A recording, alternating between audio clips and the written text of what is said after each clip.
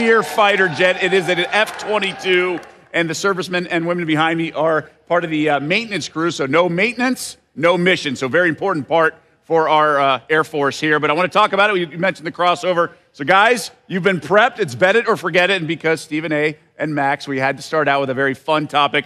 We'll talk about the Dallas Cowboys.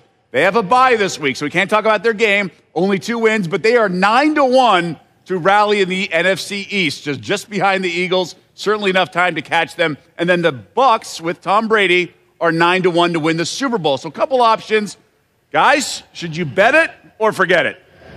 So they don't think the Cowboys can come back with their quarterback issues, or the Brady and the Bucs can win the Super Bowl after last week. That's recent memory, honestly. What do you guys think? Well, first of all, it's an easy answer to that question. Major props to our servicemen and women over there, because they know what the hell they're talking about. The Cowboys ain't doing a damn thing. They stink, okay? And by the way, while we're talking to all of you out there, let's be very, very clear about something. When we talk about America's team, is not America the greatest country on God's green earth? Are we not considered elite? Are we not considered the superpower that we are? I believe that answer is yes. And if that answer is yes, why have the Dallas Cowboys been allowed to get away with being labeled America's team? When is somebody going to put that notion to bed? They haven't won a Super Bowl in the last quarter century.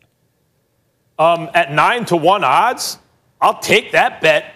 The Dallas Cowboys win the division. I mean, how many teams are in the division? You're talking about 4 teams. And are the Cowboys the worst? Look, I just looked up their schedule after the question was asked. Stop me when you hear a team that has a quarterback. Vikings, Washington, Ravens got one. Bengals got one. Niners, Garoppolo's out. Eagles have Wentz.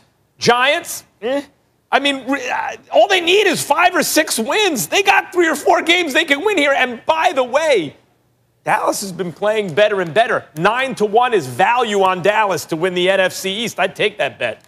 All right, we like a little controversy around here. Doug, what's next? All right, so it was perfect. We had to start with the Cowboys and a great tie in America's team. All right, we are in Las Vegas. The Raiders do play this weekend at home. They are -4 with the Denver Broncos. So the question is, Raiders -4, bet it or forget it, guys. All right, so they like it. We even got a Raiders flag, and I should reintroduce them. This is the Thunderbird team. So Team Thunderbird says lay the 4 with the Raiders, who've covered 4 straight games against division opponents. Stephen A., what say you? I'll leave this to you first. Okay, I like the Raiders to cover. The Raiders, when they've played well, have hung a lot of points on opponents, and I know Drew Lock with the Broncos, it's a little different now. But if the Raiders are special, Stephen A., your sleeper as a Super Bowl pick, then they got to win a game like this against the Broncos, and I anticipate it will be by more than 4 points. I think the Raiders cover.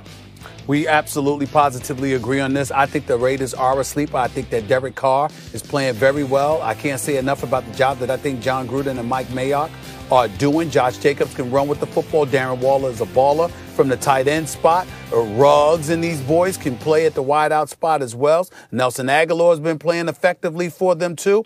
I look at it from the standpoint that when I think about the Raiders, the Las Vegas Raiders, the silver and black, I don't expect the Broncos to give them much trouble. It shouldn't happen anyway, but you never know. But I'm going to roll with the Raiders. All right, everyone likes the Raiders on this side of things. Doug's, what's next? All right, behind me is Team Lightning, and we also have our first responders. The next question's about Tiger Woods, right? The defending champion at the Masters yesterday goes out and does, for the first time in his career, a bogey-free opening round at Augusta, 4 under, among the leaders. I believe the first round leader when they finished action today is 7 under. So Tiger, coming in this tournament, was kind of dismissed, even though he seemingly knows every nook and cranny of Augusta National. So after a 4 under bogey round, Tiger's odds are now 18-1 to win the Masters. Bet it or forget it, Tiger at 18-1. All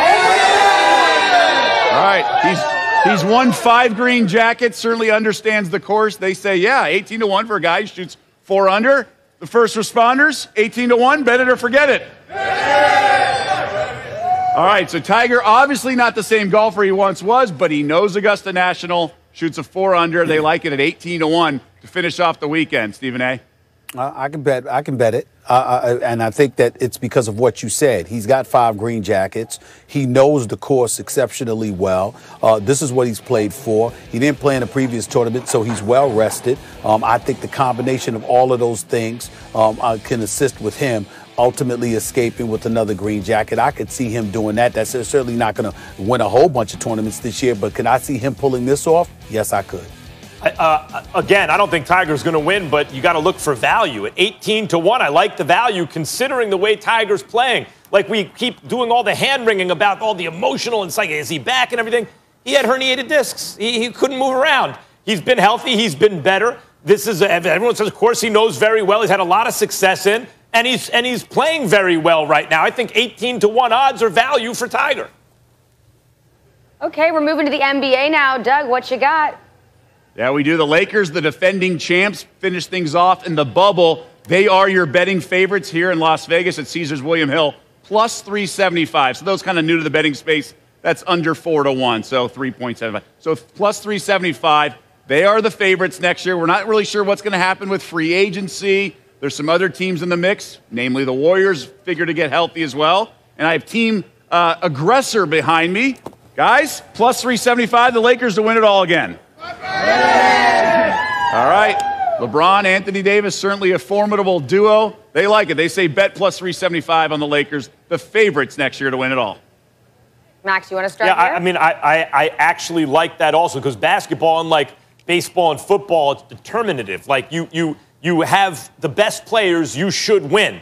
And maybe the Warriors make a move, and Stephen A. will see how it all shakes out. Maybe Denver makes it. Maybe some other team makes a move and looks like they can. But at this moment, the Lakers have the best team, and in the NBA, the best team almost always wins. Without question. They're the best team. They should be the favorites. I would go with that, but I'm interested in seeing what moves are made before the season and obviously during the season before the trading deadline. It's going to be real interesting to see what transpires. What if somebody like Brooklyn ends up getting James Harden? What if Philly gets him? You know, stuff like that. What if the Clippers get the right piece? It remains to be seen. But right now, the Los Angeles Lakers deserve to be the favorites. I would bet on that. All right, and for our final question, we go back to the NFL. Doug, what is the last topic on Bet It or Forget It? We're talking the MVP, and it's been such an interesting race to watch as the season goes on, right? We know about Lamar Jackson was a long shot last year, about 50-1. He wins the MVP. Right now, we have quarterbacks all at the top. Russell Wilson is still your betting favorite, but he was odds on, which means he was less than even money as recently as a week ago. He's not. Patrick Mahomes, who won this award 2 years ago as a long shot, is now 2-1, putting up almost better numbers than he did. The Chiefs have that one loss against the Raiders. They're likely going to be the 1 seed. And then Aaron Rodgers, who, Stephen A., I don't want to steal your line, but we know what you think of him. But he's a bad we have a couple man. favorites there. But the question is, Patrick Mahomes, bet it or forget it at 2-1 to win the MVP. Yeah. Basically, it's saying too competitive. No, forget it. All right, he's there. He's one of the faces of the league, but there are a lot of other good candidates as well. So they say, don't bet it. Forget it, Stephen A. No, I'm going to bet it. I think that right now, the way he's balling, the fact that the Kansas City Chiefs have the prolific offense that they have with all the multitude of weapons that they have available to them, I can't bet against Patrick Mahomes under any circumstances on the offensive side of the ball. I just can't do it. I'm also going to take this bet. I know Russell Wilson's a sentimental favorite, and Mahomes is going to have to leave, no doubt, if he wants to win the award. And Russell Wilson's asked to win shootouts every week, so he'll compile big numbers. But let me just say this. Mahomes, the first time he touches the ball, goes 50 touchdowns, 12 interceptions, wins the MVP. The following season, improves the touchdown-interception ratio, wins finals MVP.